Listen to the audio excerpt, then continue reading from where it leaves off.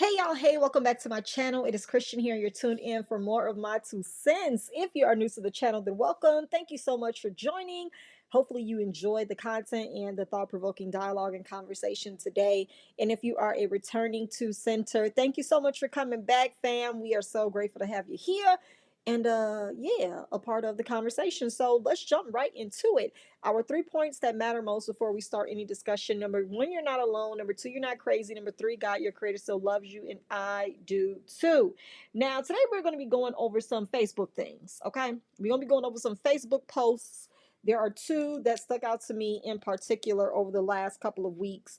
And I was like, well, let me screenshot these and bring it to the people, honey, because, it's always a conversation when people decide that they want to complain at church.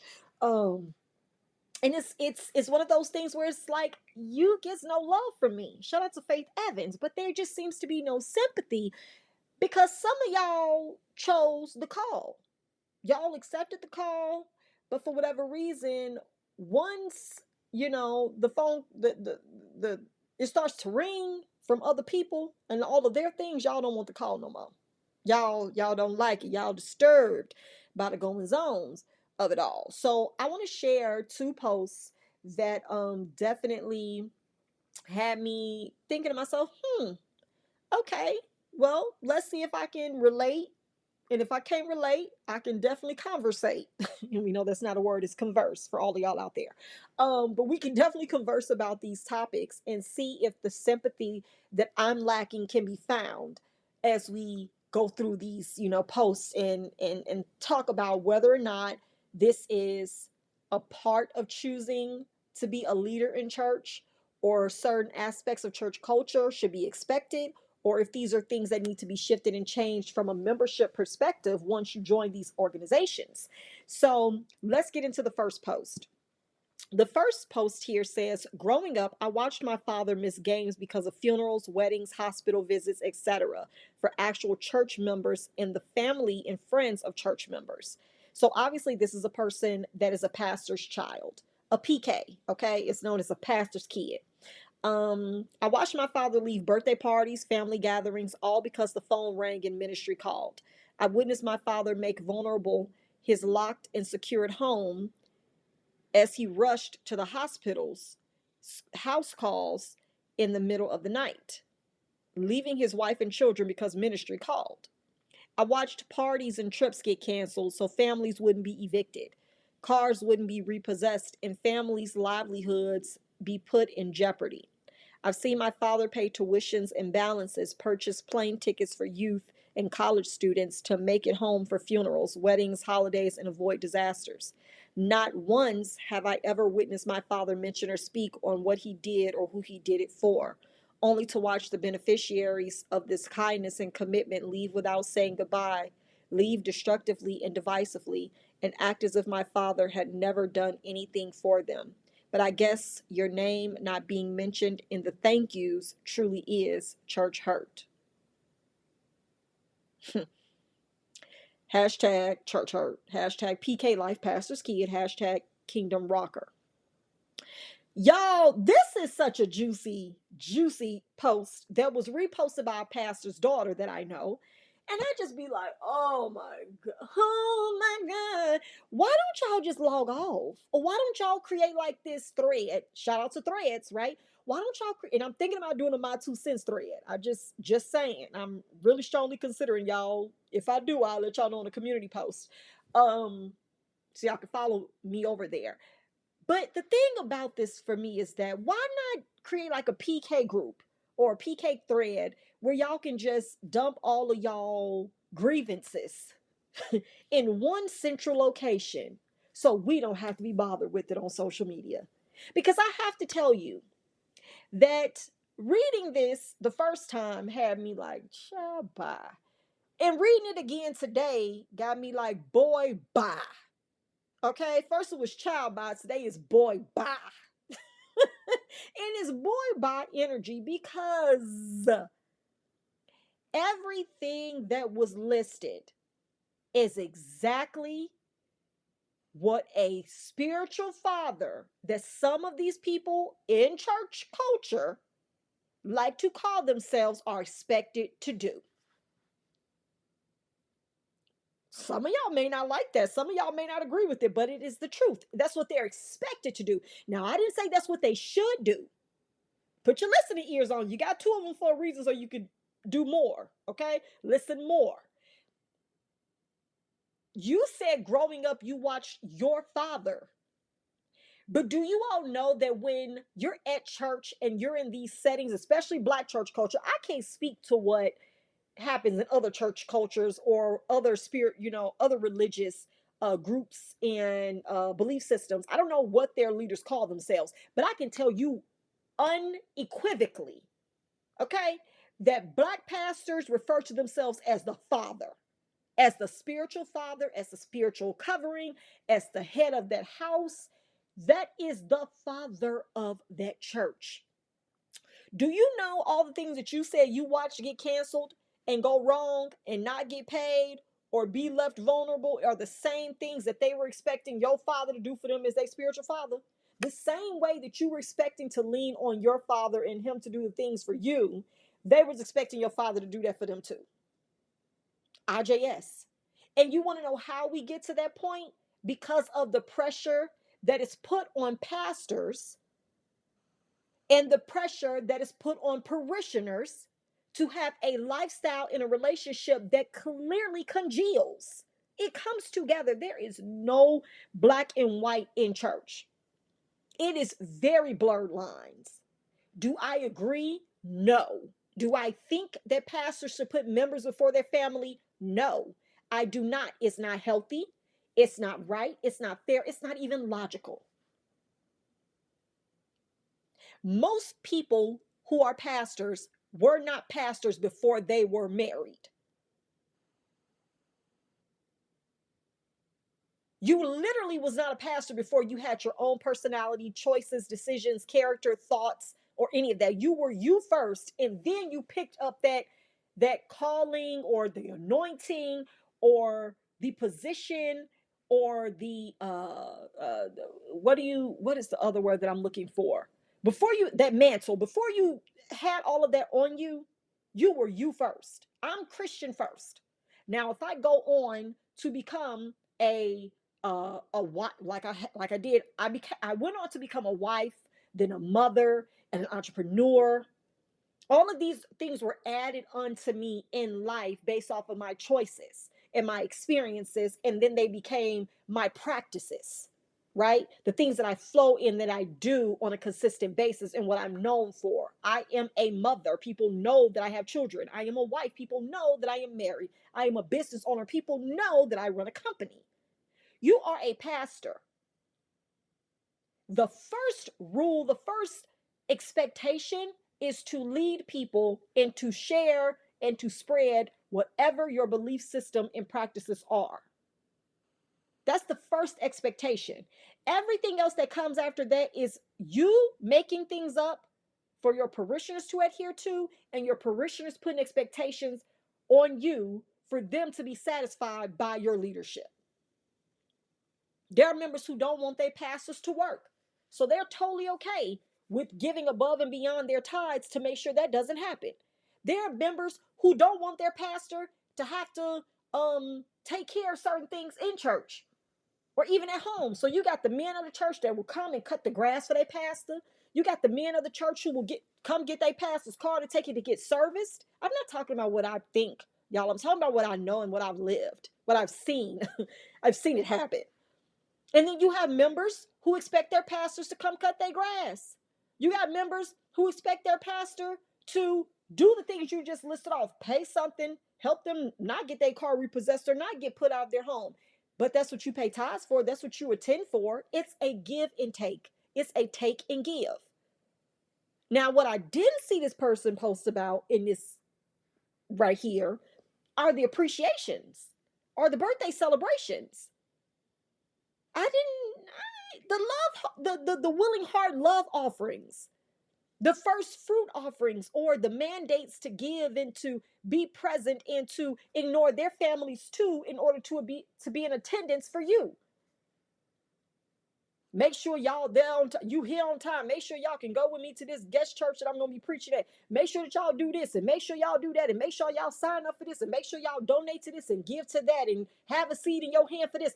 You didn't list all of that stuff. It was definitely probably balanced and equal. It was an equal situation because my thing is, I find it very rare that everything you listed here that he didn't have demands and interests for them to do too. On the opposite end, spiritually, and sometimes just naturally.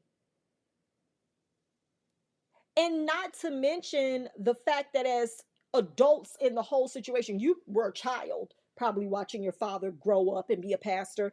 But these members didn't just join and then get the gall and the balls to ask for all the stuff you're mentioning.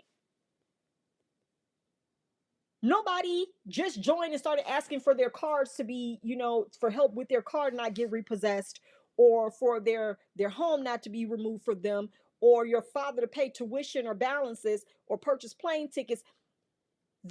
Nobody joins something on Monday and starts asking for assistance on Tuesday. You've been there a long time.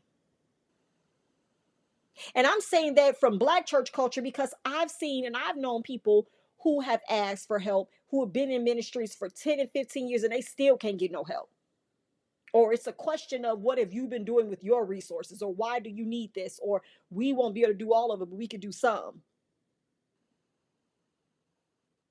So we have to be very cognizant of the fact that this is your experience and this is the truth through your lens, but we have to be fair, balanced, and accurate in understanding that whatever your father has done for those people, it's because they expected him to, because of all they done for him and you too. The freedom that your father had to get up in the middle of the night, right? To cancel family vacations that have been paid for, to go to weddings and funerals and all of that stuff, that luxury and that freedom, because never once did you say he missed work or he used vacation time from work to go do anything for y'all. He literally had that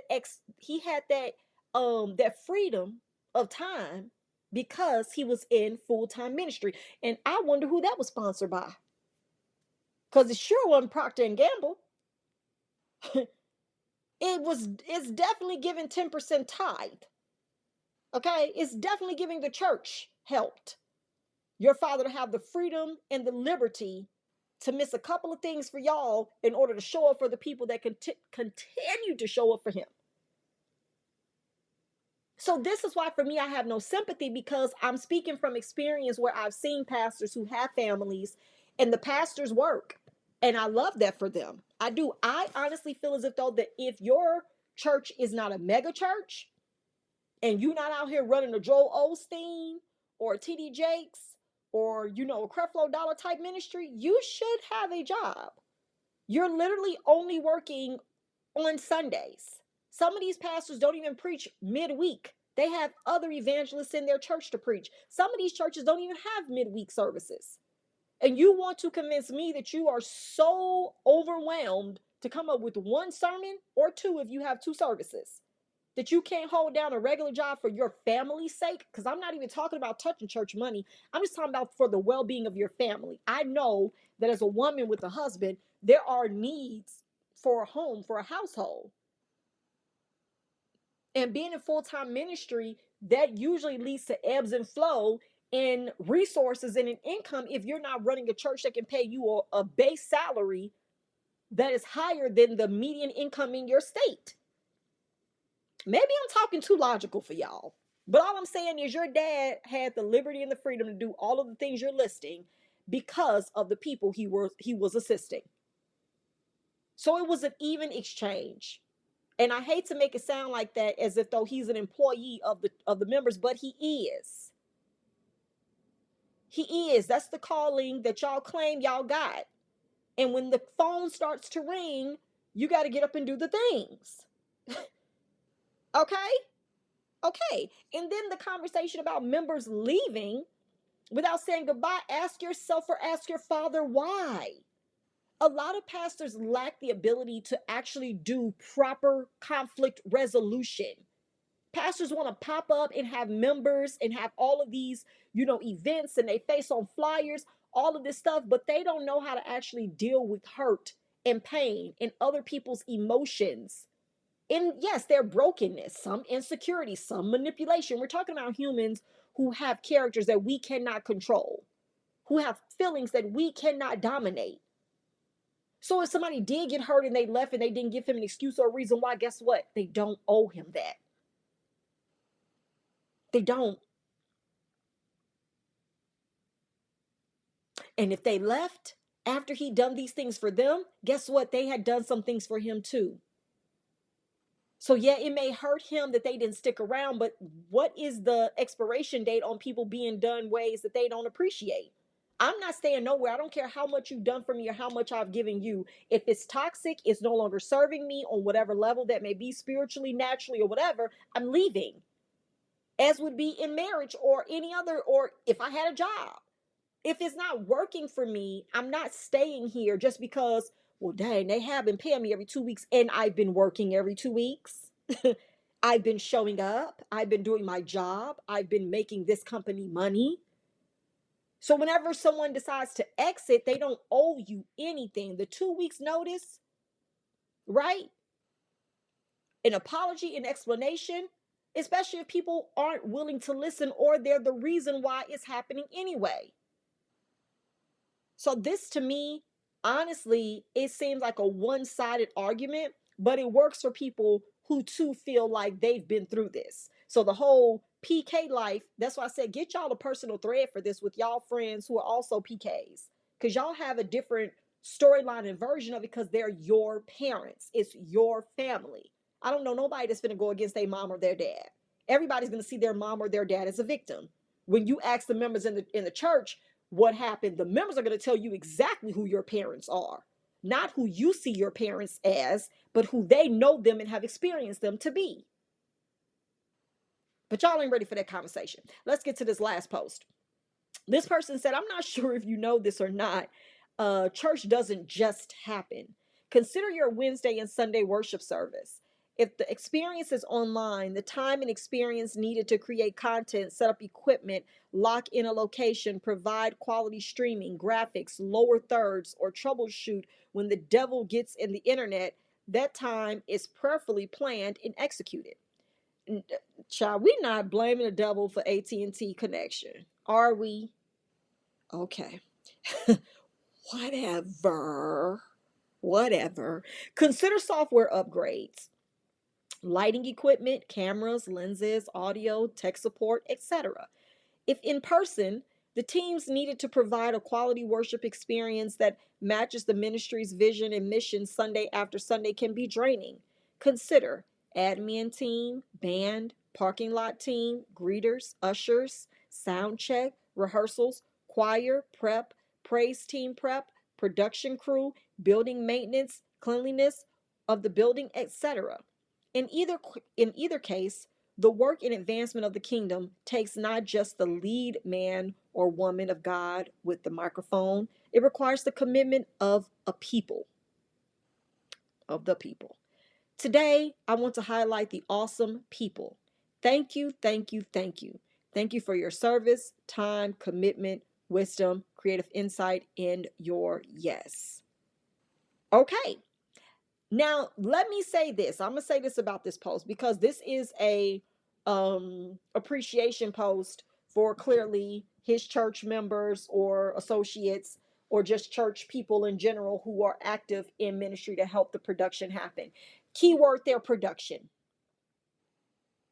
Now, y'all, I don't know how y'all gonna feel about this, but this my 2 cents. Y'all do know everything he just listed off is not necessary for worship. I'm gonna say that again. Y'all do know the things he listed off are not necessary for worship. They're a part of an experience that is now being created for the new kind of church goer. But the people who first began gathering right? Past generations could not fathom all of the antics and the things that are needed to capture people's attention, hold people's attention, and make them want to consider returning. All of this wasn't necessary back then. And I'm going to tell you something right now. It's still not necessary. It's just what people want to do. Just like you see trends on social media, there are trends in the church. Woo! Y'all ain't ready for me. There are trends in the church. Maybe that'll need to be a separate video. But I just think that it is imperative that I go ahead and say that to y'all. This stuff is not necessary. This stuff is being contrived. What is contrived, Christian? Let me tell you. Let me go ahead and give y'all a definition right now. Contrived, deliberately created rather than arising naturally or spontaneously. Oh, Jesus. Deliberately created rather than arising naturally or spontaneously. Furthermore, created or arranged in a way that seems artificial and unrealistic. Everything that was explained in this post, admin team, band, parking lot team, who needs people in the parking lot? Who needs it? Park your car. People out there waving flags and waving at you from the side of the road, that doesn't make you veer off and say, "Oh, I'm on my way to pay my light bill. Oh, let me just go to church real quick. Oh, I'm on my way to get my tires. Oh, let me stop in here for a little praise and worship. Let me drop by to pay my tithes." Like, that doesn't work. That doesn't work. Go in the church. Go sit down. Greeters, you don't really need them. I mean, hell, even the greeters at Walmart don't even be greeting. The greeting don't be greeting. Okay? The greets don't be greeting. Even at Walmart, they come up missing too from the door from time to time because it ain't necessary. You walk in the store to go in the store. You don't feel more inclined to spend money because you were there to spend money from the beginning. You wouldn't have ended up in the parking lot if you didn't plan to actually go in. And you shopping there and spending money there is not determined based off of being greeted. So far we can eliminate the parking lot the parking lot ministry. We can eliminate the greeting team. Okay. Yes, we can. Ushers, that's cool if you want to have somebody show you to your seat, but even they don't be doing nothing. The ushers from some of these churches at this point just be standing there. They don't have no fans in their hand. They put them the tied envelopes on the back of the seats now or in the seat. So what the ushers for? Unless you go to a smaller church. Ain't no one is really directing you to a seat anymore. You're allowed to sit where you want because church ain't that packed anymore. So it's not like they're out here trying to control and manage placement in order to seat and fill the overflow. Sound check. Microphone on, yes or no? Thumbs up, thumbs down, we good. Right? So now we got sound check. That's a team, right? So let's say media or audio. Let's say media or audio team. But even when I think about media and audio, it's like now we have screens at church. And I'm not saying I have a problem with these things, but what I'm listing off to you is the contrived experience. What he's explaining and saying thank you for and making people aware of, I'm saying it doesn't even have to exist to make people feel as if though they're going above and beyond to advance the kingdom. You all created this experience to make it feel like a kingdom experience, but in honesty and in truth, y'all are running up bills.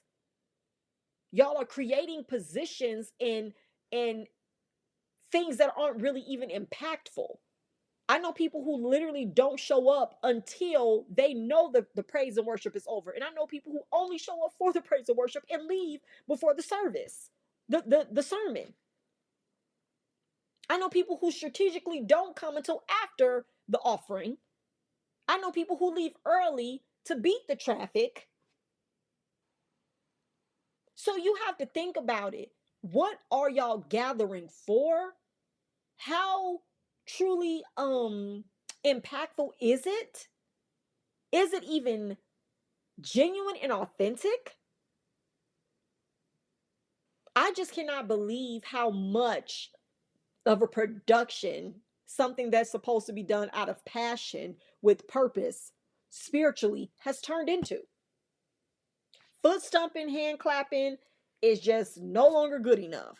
Having someone that can give you a beat, a little up tempo beat, hit a couple of keys, or drag that organ, honey, drag it on down. Okay, that ain't good enough. So we got to have strobe lights, we got to have smoke, we have to have mists spraying out on people. Y'all got a lot of stuff going on. And that goes back to deliberately creating something instead of allowing it to happen naturally or spontaneously. That's why I'm like, y'all be hollering about the Spirit of the Lord. It ain't present. I ain't trying to hurt y'all feelings, but I'm just trying to tell you the truth. It's not present, because if it was, none of this stuff would be necessary. If a real spirit of anyone or anything was in there, y'all would not have to do any of this stuff. It would be happening so flawlessly and effortlessly whenever it naturally happened that you all would know that it was a move. It was a real powerful experience where people just couldn't contain themselves, or they really came with joint connected energy, and that was the outcome of it. Like going to a meeting, a board meeting, and everybody has the agenda and what we're going to talk about and what the collective objective of the conversation in the meeting is. Everybody comes with their heart and mind set to discuss certain topics, to reach certain decisions, to get questions answered. And when you're done, people know what they're supposed to go do next, right? They know what to expect at the end, because you all have come together collectively with consciousness and a desire and a heart in order to get a resolve, or in order to get to the next step in the process. It's like church happens just so you can say that you did it, and there's nothing after that. You're just waiting for the next occurrence. But there is no agenda, there is no meeting, there's no meaning. It's a production. Because to be honest with you, at this point, church can start being held at Chick-fil-A since they're not open on Sundays. If y'all close, can we just come up in there? Can we use y'all facilities for service? Because I'm just saying, if we're talking about streaming services and having to get cameramen or graphics and software and lighting equipment and cameras, why does this need to be the experience in order to get people to feel as if though they're connected? The desire should to me surely be to just fellowship, to engage, maybe get a deeper understanding of what it is you believe. But to be honest with you, if y'all know what you know, I don't understand why all of this has to be done for show. But that's a conversation for another day, clearly. All I'm saying is I just found this post to be equally contradictory, because I'm just like, well, not contradictory, but it's really an eye opener to know that people want to give the accolades or break it down of what goes on or what happens for church in order to take place. But it's like, none of this is necessary, y'all. It ain't. Because I guess y'all just ain't gonna go off of nothing in y'all Bible about people meeting in their house and listening to Jesus. Like, we just not gonna listen or focus on the fact that he was out here teaching in the wilderness. Like, he was just stopping wherever he was, and crowds were drawn to him from there. Like, all of what you just listed are bills y'all are running up. Y'all want bigger churches, y'all want more seats, y'all want all of these, bells and whistles on this to say y'all got that, and y'all building something this big, and y'all are renovating this and replacing that and getting all this stuff. And it's like, for what? When the people in the building don't even like y'all, don't even like each other. And then you have to make posts like this to explain why church don't just happen. I don't care. My mom and them never had to log on to anything to hear about what it took to get church to happen. They just showed up and did whatever they said they were going to do. If it was teach Sunday school, right? If it was to be on the nurses board to give towels and give out juice and cover people when they fell out, they just did those simple things and went back to the crib. Now y'all out here with stuff that requires people to show up multiple times a week, give themselves over to management and leadership, and it's just ridiculous. But who are me? I'm just giving my 2 cents. Not nothing that I heard, but it's everything that I've lived and I've learned, and I'm okay with no longer being a part of this rat race. If you guys have enjoyed this video, please drop down in the comment section below and let me know what you think about pastors' kids complaining about their parents' availability to their family. I think that it comes from the power and the platform that the pastor has been given by the members, and they just have to honor it. You want to be the spiritual father, you about to do these daddy things. You about to do daddy, you got a honey-do list. You got a daddy-do list if you want to be the spiritual father, right? And what do you think about all that goes into making church happen? Do we have sympathy or no? Are we empathetic or no? I would love to hear from you. Let me know in the comment section. Also, if you've enjoyed the video, go ahead, like it, subscribe to the channel. I would love to add you to my 2 cents crew. Until next time, I'll catch you all in the next video. Take care. Bye.